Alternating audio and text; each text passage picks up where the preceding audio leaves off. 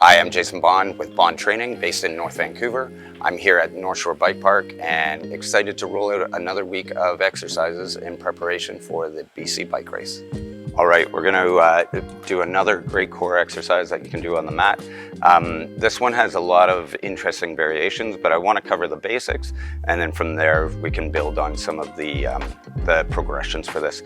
The dead bug is a core exercise, and again, it's an anti-rotation exercise. So what that means is we're not rotating the torso as we do this. We are moving our limbs, but we want to keep this strong and stable.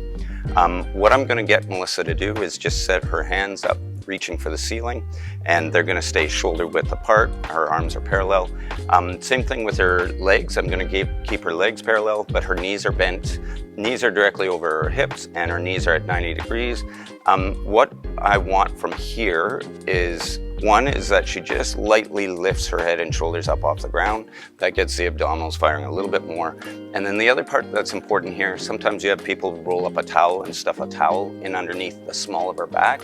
So basically that spot directly underneath your belly button, I want it in contact with the mat.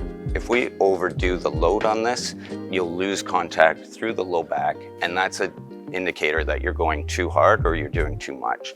You want to go as hard or make the intensity as great as possible, but without losing contact with the low back into the mat or that towel that might be rolled up underneath her lumbar. So from here, what I want her to do while she's holding this position is take a deep breath in, and then for 3 seconds, I'm going to get her to drop this heel down to the ground and the other hand in the opposite direction. The heel isn't resting, it's just barely touching the ground. She's exhaling, and then she's going to come back up. She's going to do the same thing with the opposite arm, opposite leg. This will create a light load through here. Come on back up, take a deep breath in.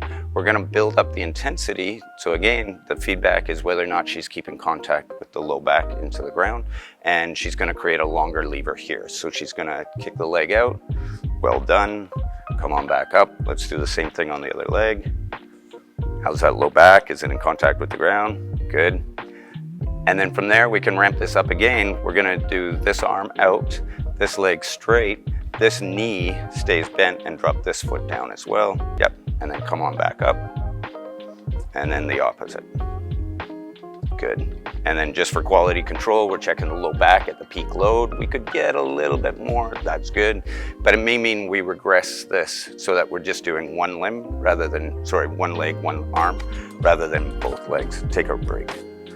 Well done. Any comments on that one? That's a goodie. This one's going to leave a mark, but it's a very subtle exercise. The key is to make sure there's contact here and that this is firing, because otherwise you get the pelvis tilting and you get this arch through the low back that is pretty classic for cyclists actually.